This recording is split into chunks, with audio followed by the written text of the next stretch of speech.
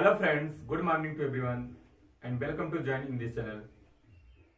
दोस्तों, आज की क्लास में हम लोग सीटेट पेपर में ईवीएस के क्वेश्चन कहाँ से और किस बुक से आते हैं इसके विषय में हम आपको बताएंगे और यह भी बताएंगे कि जो बच्चे थोड़ा सा तैयारी करने में दिक्कत महसूस कर रहे हैं, बताएंगे कि टेट और सीटेट में कितना अंतर है।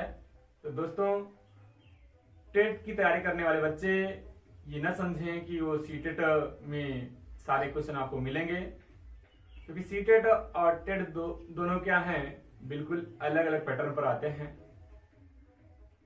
तो वहां का यूएस जो होता है वो भी एनसीईआरटी बेस्ड ही होता है, मगर सिलेबस जो होता है इसका कुछ अलग होता है। जबकि सीटेट वाले में जो पेपर ईवीएस का आता है वह क्लास 3rd, 4th, 5th यानी तीसरी, चौथी और 5वीं कक्षा के आस पास नामक एक पुस्तक है, उससे ईवीएस के क्वेश्चन आते हैं दोस्तों। तो अगर आप सेल्फ स्टडी करना चाहते हैं तो क्लास 3rd, 4th, 5th की पुस्तक आस पास के नाम से जो आती है उसको ले लें और उसको अध्ययन कर लें।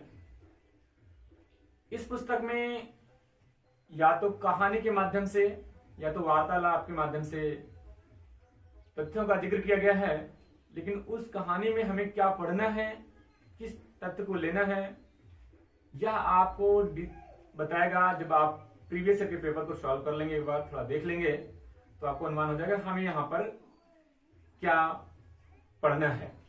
और उस किताब में जो शब्द दिए गए हैं उस शब्द की गहराई तक जाना है। तो थोड़ा आप लोगों के लिए डिफिकल्ट हो सकता है, लेकिन दोस्तों परेशान होने की कोई बात नहीं है, परेशान होने की जरूरत नहीं है आपको, क्योंकि आपके लिए हम सीटेट ईवीएस लेकर के आए हुए हैं और चैप्टर बाय चैप्टर आपको यहाँ पर बताया जाएगा कि क्वेश्चन कहां से आ रहे हैं और कहां से आएंगे दोस्तों। तो आप समझ गए होंगे टेट ईवीएस जो होता है वो बिल्कुल सीटेट ईवीएस से डिफरेंस होता है। थोड़ा बहुत हाँ मैच कर जाते हैं, लेकिन 1-2 नंबर मैच करना दोस्तों ये नहीं होता कि हम 30 में 30 नंबर टेट का तैयारी कर रहे हैं और सीटेट नंबर वहां ले पाए। तो हम लोग यहाँ पर ईवीएस की शुरुआत करते हैं। सबसे पहले ईवीएस का फुल फॉर्म क्या होता है दोस्तों? इन्वायरमेंटल स्टडीज, यानी हिंदी में अगर इसका नाम हो तो क्या होगा? अगर इसका हिंदी में नाम जाने तो होगा पर्यावरण अध्ययन। तो सबसे पहले हम चैप्टर वाइज में पहले चैप्टर की शुरुआत करते हैं, चलो चलें स्कूल। तो चैप्टर का नाम है दोस्तों चलो चलें स्कूल।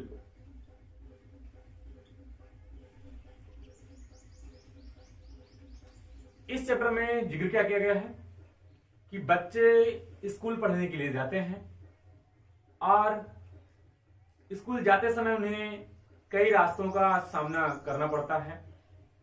कहीं रास्तों में पुल आ जाते हैं, कहीं रास्ते में नदी, कहीं रास्ते में उबड़ खाबड़ पथरीले रास्ते आ जाते हैं, तो कहीं रास्ते में मतलब पहाड़ आ जाते हैं, एक पहाड़ से दूसरे पहाड़, मतलब ऐसे बताया गया।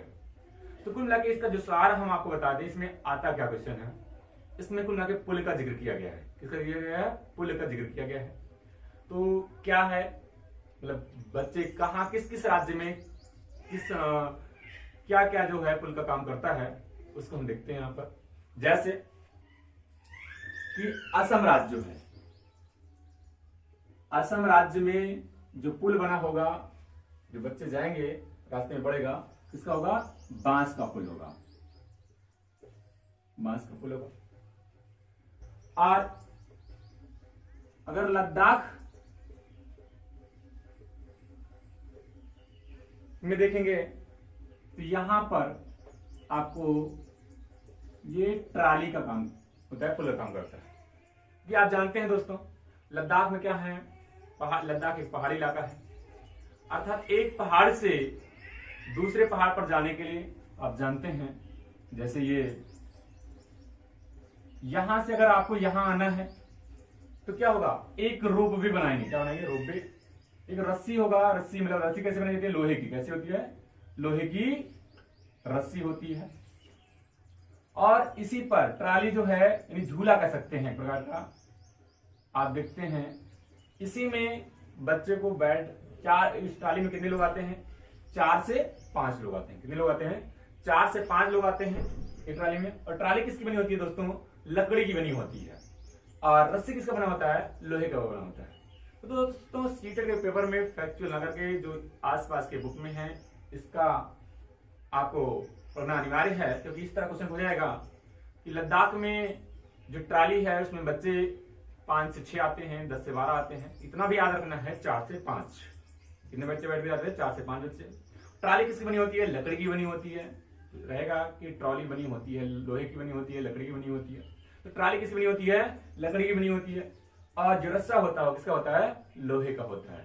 तो दोस्तों कितने बच्चे जाते हैं? 4 से 5 बच्चे इस ट्राली में एक साथ बैठ करके जाते हैं। ठीक है, इसको भी अपनी नोट्स में लिख लीजिएगा। अगर यहां पर हम देखें तो मैदानी भाग,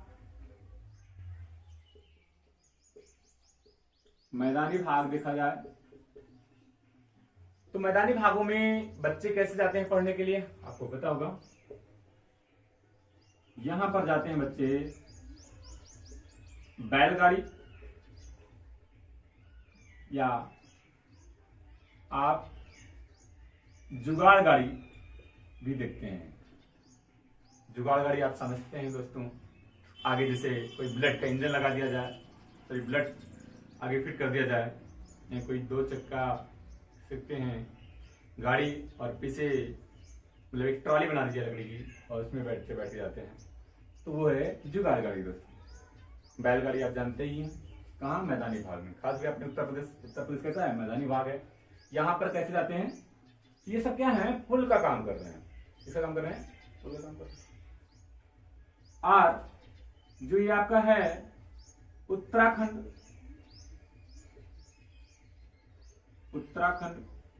तो उत्तराखंड में जब बच्चे जाते हैं, इस पुस्तक के माध्यम से क्या बताया गया है कि ऊबड़ खाबड़ पथरीले रास्ते, कैसे रास्ते मिलते हैं? ऊबड़ खाबड़ पथरीले रास्ते होते हैं, उस पर जाते हैं। और यहां पर देखें, नेक्स्ट जो है केरल में देखेंगे तो केरल में जो होगी वो बल्लम। क्या है? बल्लम। तो बल्लम क्या है ये भी पूछा जा सकता है दोस्तों। बल्लम क्या है? एक छोटी नाव है। क्या है? इसको भी लिख लेंगे। बल्लम क्या है? एक छोटी नाव है। और कहां पर है ये? केरल में, क्योंकि आप जानते हैं जो केरल में झीलें, केरल में जो झीलें हैं उसमें ये नौकाएं चलती हैं। और आपको पता होगा उस नौकाओं पर जो होता है घर भी, छोटे छोटे कह सकते हो घर भी बने होते हैं, छप्पर के, तंबू के कह सकते हैं, जिसके माध्यम से लोग वहां पर निवास भी करते हैं, उसमें रहते भी हैं। तो बल्लम क्या है? एक छोटी नाव है। क्या दोस्तों? बल्लम एक छोटी नाव है। किसकी बनी है? लकड़ी की। ये भी याद रखिएगा, लकड़ी की छोटी नाव जो होगी वो बल्लम कहलाएगी। और वहां की झीलों में, केरल की झीलों में चलती है। वहां पर झीलों के माध्यम से अगर बच्चे पढ़ने के लिए जा रहे हैं तो क्या हुआ? बल्लम का सहारा लेंगे। इसका सहारा लेंगे, बल्लम का सहारा दोस्तों लेंगे। नेक्स्ट देखते हैं राजस्थान। राजस्थान जानते हैं दोस्तों, बहुत सबसे भारत का गर्म क्षेत्र भी माना जाता है, कि राजस्थान में जैसलमेर जो है, जिला है राजस्थान का, भारत का सबसे गर्म स्थल माना जाता है। तो यहां पर बालू भी इतने तप्त होंगे, क्योंकि बालू क्या है? ये बहुत जल्दी क्या हो जाता है? गर्म हो जाता है। ताप से क्या हो जाता है? बहुत जल्दी गर्म हो जाता है। तो यहां पर किसका प्रयोग करेंगे? ऊंट गाड़ी का। किसका? ऊंट गाड़ी का प्रयोग करेंगे बच्चे। तो आप यहां पर समझ गए होंगे। राजस्थान में आप जानते हैं कुछ अलग पॉइंट्स भी पढ़ लेते हैं, जैसे क्या है, थार का मरुस्थल, ये जो भारत का है सबसे गर्म मरुस्थल है इसका, भारत का, वो कहां पे है? राजस्थान में। ठीक है। और राजस्थान से संबंधित कुछ फैक्ट अगर और हम पढ़ें यहां पर, तो राजस्थान में जो पौधे पाए जाते हैं वो कटीले होते हैं। कैसे होते हैं? कटीले होते हैं। और पौधे कह सकते हैं मरुद्भिद पौधे, इनको कहा जाता है, मरुद्भिद पौधा कहा जाता है। और इन्हीं को जीरोफाइटस कहा जाता है। कहते हैं यानी मरुस्थल में उगने वाले पौधे जो हैं उनको क्या कहा जाता है? जीरोफाइटस या मरुद्भिद पौधा कहा जाता है। जो झाड़ियां होती हैं यहाँ पर कटीली होती हैं, क्योंकि इसमें वार्षिक वर्षा जो होती है 70 सेंटीमीटर से कम होती है। और यही कारण है कि जहां पे 70 सेंटीमीटर से वर्षा कम हो वो कैसा क्षेत्र हो जाता है? मरुस्थलीय क्षेत्र हो जाता है। यहां पर एक पौधा है, खास करके नागफनी है दोस्तों। यहां पर देख लेते हैं, नागफनी है। इसी को कहा जाता है कैक्टस कहा जाता है। क्या कहा जाता है? कैक्टस कहा जाता है। और कैक्टस में क्या होता है? प्रकाश संश्लेषण की क्रिया कैसे होती है? तने से होती है। एक मात्र कह सकते हो पौधा भी है जिसमें प्रकाश संश्लेषण क्रिया कैसे होती है? तने से होती है। जबकि आप जानते हैं कि प्रकाश संश्लेषण क्रिया पत्तियों से होती है। कहां से होती है? पत्तियों से होती है। पौधे किस भाग से? पत्तियों से होती है। लेकिन इसमें होता क्या है? नागफनी में जो पत्तियां होती हैं वो कांटे का रूप ले लेती हैं। तो जो आपको दिखता है पत्ती नुमा, वो पत्ती नहीं है, आखिर में है क्या? वो तना है। क्या है? तना है। तो प्रकाश संश्लेषण क्रिया कहां होती है? तने से होती है। किसमें होती है दोस्तों? नागफनी में होती है। तो यहां पर हम लोगों ने यहां पर पढ़ा। और ठंडा दोस्तों, अगर हम पूछें सबसे ठंडा मरुस्थल भारत में कौन सा है? सबसे ठंडा मरुस्थल कौन सा है? ठंडा मरुस्थल अगर देखा जाए तो यह लेह मरुस्थल है। कौन सा है? लेह है। और लेह है कहां पर? लद्दाख में है। कहां पर है? लद्दाख है। लद्दाख जानते हैं दोस्तों, ये भारत का सबसे बड़ा केंद्र शासित प्रदेश है क्षेत्रफल की दृष्टि से। आज सबसे छोटा आप जानते हैं लक्षद्वीप है। क्या है? सबसे छोटा केंद्र शासित प्रदेश कौन सा है? लक्षद्वीप है दोस्तों। और सबसे बड़ा केंद्र शासित प्रदेश कौन सा है? लद्दाख है। यहां पर हम एक विविध के तौर पर अगर देखें, आपको बता दें, नोट कर लेते चलिएगा। भारत का सबसे बड़ा राज्य अगर पूछा जाए क्षेत्रफल में कौन सा है दोस्तों, तो उसको क्या बताएंगे आप? तो सबसे बड़ा राज्य कौन सा है? राजस्थान है। ठीक है। दूसरे नंबर पर कौन है? मध्य प्रदेश है। तीसरे नंबर पर कौन सा है? महाराष्ट्र है। चौथे नंबर पर कौन सा दोस्तों? अपना यूपी है। पांचवें नंबर पर आपका आंध्र प्रदेश है दोस्तों। यूपी का कौन सा स्थान है क्षेत्रफल में? क्षेत्रफल में चौथा स्थान है। कौन सा स्थान है?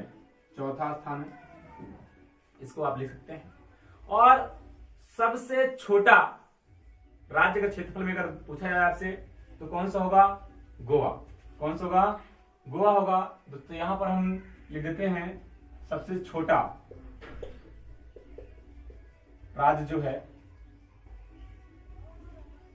क्षेत्रफल में देखा जाए तो कौन सा है? गोवा है। दोस्तों यहां पर लोग भ्रमित रहते हैं जब ऑप्शन में गोवा और सिक्किम दे देता है। ध्यान दीजिएगा, क्षेत्रफल गोवा को लिखने में एरिया यानी क्षेत्रफल जो लगा कम लगा। सिक्किम जब लिखेंगे दोस्तों यहां पर सिक्किम, तो सिक्किम को लिखने में एरिया क्या लगा? थोड़ा सा ज्यादा लगा। तो समझ लेंगे कि क्षेत्रफल में अगर सबसे छोटा प्रदेश गोवा है, क्योंकि सिक्किम क्या है? जनसंख्या की दृष्टि से सबसे छोटा राज्य है दोस्तों। इसको आप पढ़ लीजिएगा। बाकी भारत में सबसे बड़ा राज्य जनसंख्या में कौन सा है? आप जानते हैं उत्तर प्रदेश है। कौन सा है? उत्तर प्रदेश है दोस्तों। तो आप जानते हैं यहाँ पर कि इस चैप्टर के माध्यम से हमने क्या पढ़ा कि स्कूल जाने के लिए जो रास्ते में किन किन पुल का सहारा लेना पड़ा वो कौन से हैं, एक बार देख लेते हैं। असम में बांस का पुल मिलता है, लद्दाख में ट्रॉली होती है। ट्रॉली किसकी बनी होती है? लकड़ी की बनी होती है, जिसमें 4 से 5 बच्चे एक साथ बैठ करके जाते हैं। और रस्सी इसमें जो लगा होता है लोहे का बना होता है। मैदानी भाग में बैलगाड़ी या जुगाड़ गाड़ी होती है। उत्तराखंड में उबड़ खाबड़ पथरीले रास्ते होते हैं दोस्तों। केरल में बल्लम यानी लकड़ी की छोटी एक नौका होती है। और राजस्थान में ऊंट गाड़ी होती है, यह पुल का काम करती है। दोस्तों, आपको अगर यह वीडियो समझ में आया हो तो ज्यादा ज्यादा शेयर करिए, ताकि बच्चों को बहुत ज्यादा कठिनाई का सामना न करना पड़े और हम इसी तरह लेकर के चैप्टर बाय चैप्टर आएंगे। और अपना आप लोग इसमें समय दीजिए और एक अच्छे अंक लेकर के आइए दोस्तों। Thank you.